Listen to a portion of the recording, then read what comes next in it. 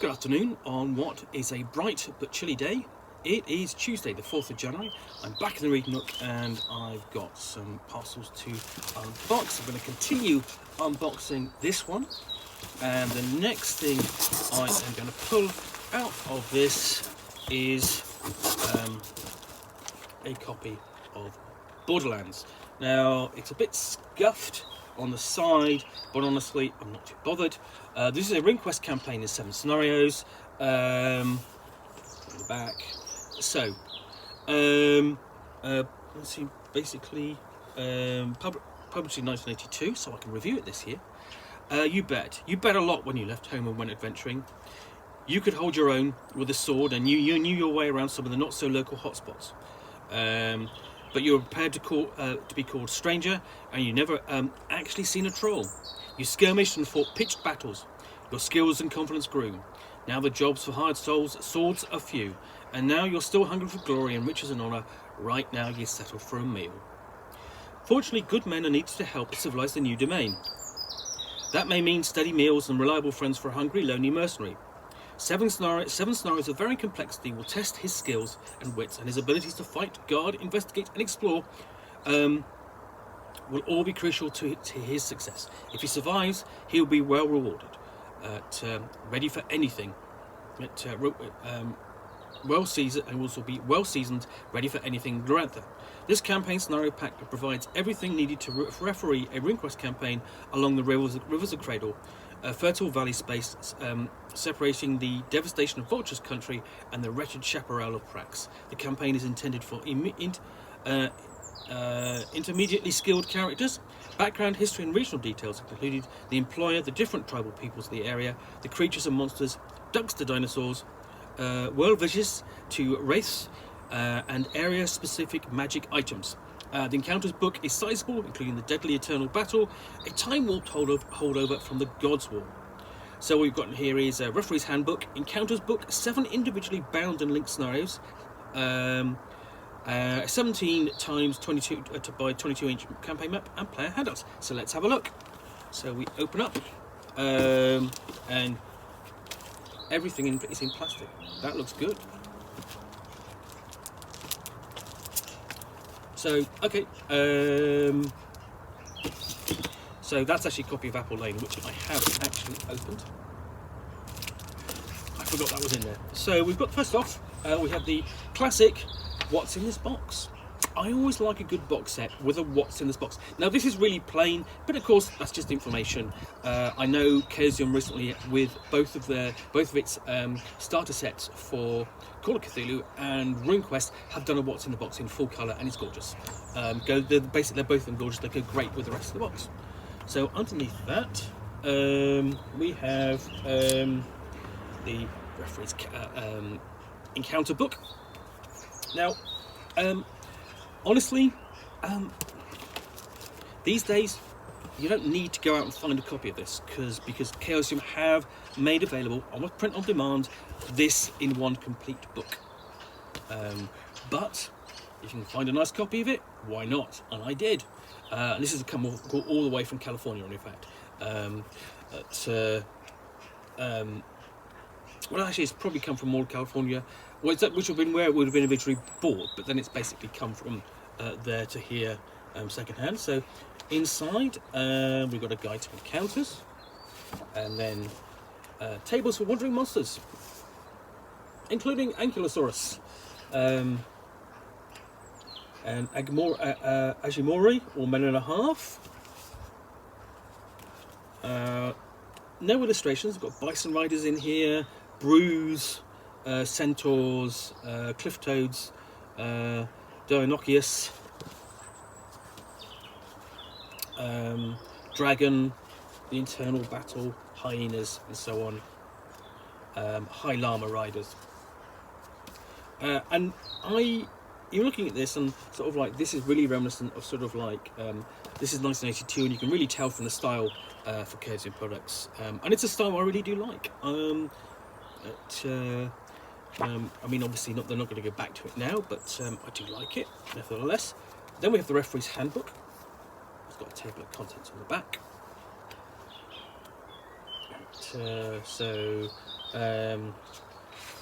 Literally we've got a forward, then we go straight into the campaign and overview of play and how it plays out. We're going to look at a better look at this map. There we go. Let's just show you that.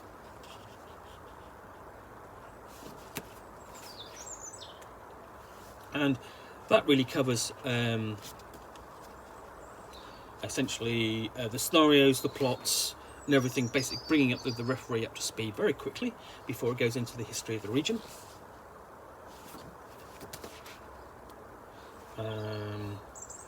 And basically it's the basic operations. You've got setting the prominent features. The Duke and his household, that's Duke Rouse of Roan. He is there, will be the player character's employer, sorry. We have here the members of his significant household. Or significant members of his household, rather. And when we have terms and finances of the characters, because essentially all important because essentially the player characters are being employed. So employment, the contract, that all has to be negotiated. And then we've got the peoples of the campaign, so the Yajimori, the Brew, and so on. And what's interesting here is it's this accompanies the Encounters book, of course. But the Yajimori, you've got in fact, so those 2 pages, essentially, those 2 pages. And that page. So you've essentially got 5 pages there on just on the one group of people, and so we're talking about here the origins, physical characteristics, social structure, way of life, and so on. It's enough. It's sufficient for the referee to bring them to life, whether that covers their taboos, religion, organisations, their military, and so on. And that's really good. And it does the same for the Brew as well. The ducks and the Moracanth. So you've got a fantastic illustration of a Moracanth there. Newtlings. And these are really good illustrations. And then we get onto the Tusk Riders, and that's an illustration that has appeared again and again because they're really good. And then we've got a section on treasures and sources, like the Death Sword and the Dew Maid's Wand. Moracanth thumbs, because let's just find that picture of the Moracanth. Famously, Moracanths have no thumbs, but they put these on and basically they have magical thumbs. And then there we have a wreath. So that's the Encounters book.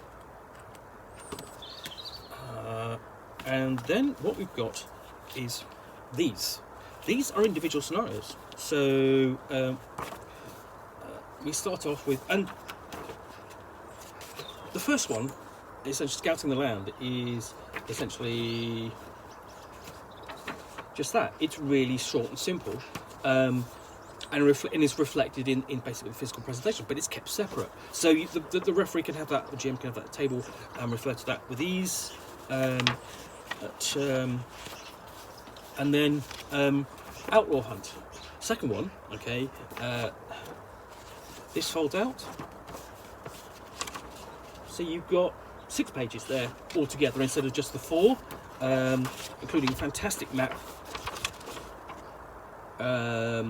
where there is a lair of the ducks, which means it's a duck hunt,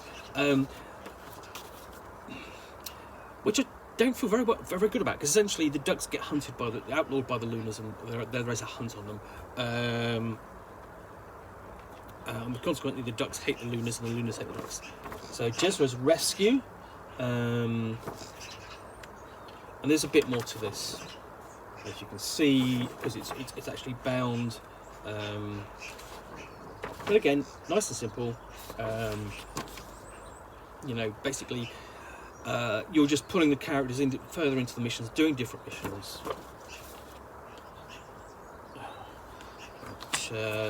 Revenge of Muria, even more. A bit of a player handout there, and a location to explore. for part 5. Again, you can see that these are getting thicker and thicker because this is I's Temple. This is a complete scenario and it's 20 pages long.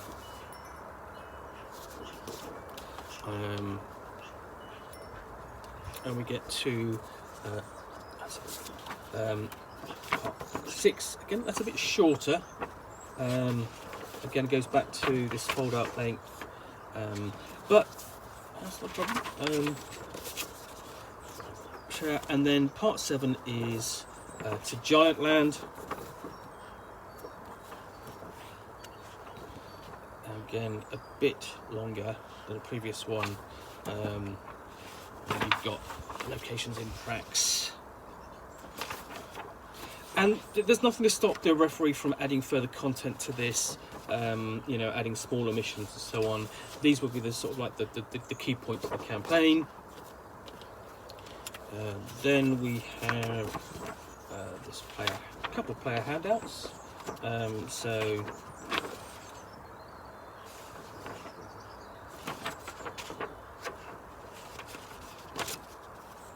And a very full map. Not as big as some of the maps you'll find in Chaosium boxes, but big enough.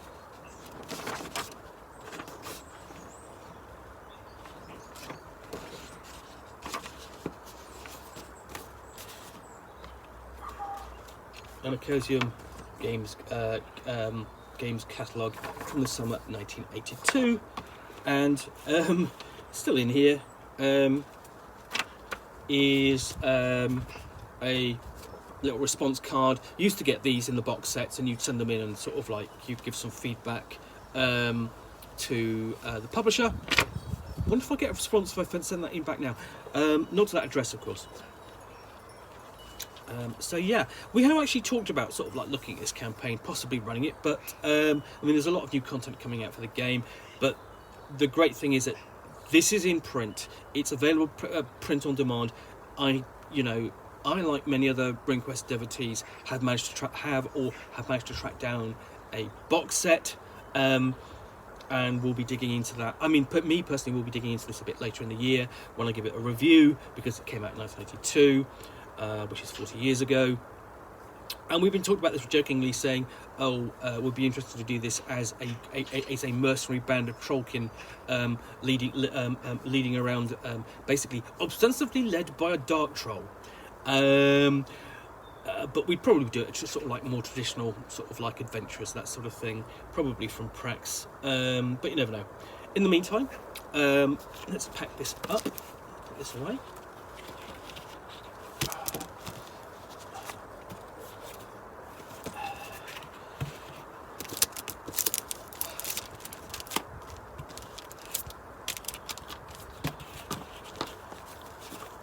Yep, so that's Borderlands. Yeah, reasonable copy of the original box set in reasonable condition. I'm quite pleased with that. So I want to thank Scott for picking that up for me, and then Scott and both Keith for ensuring that it gets to my hands from California to the UK. So yeah, Borderlands 1982. I shall review it in due course. Right, well I hope you've enjoyed that unboxing. Basically unboxing of an unboxing, as it were. If you have, please do click that like button down below. And if you've got any comments or feedback, appreciate you posting those. I do take the time to read them. And lastly, if you want to be alerted to yet more unboxings here in the Nook, then where you will see me with a package, or where I will unbox, which I'll unbox and discuss a game or a book to the best extent of my knowledge for roughly 10 minutes or so, all of course accompanied by a cat who is not ours, and a nice hot cup of tea. Then the thing to do is hit that subscribe button. In the meantime, thanks again for watching, and we'll be back again soon with another unboxing in the Nook. Bye for now.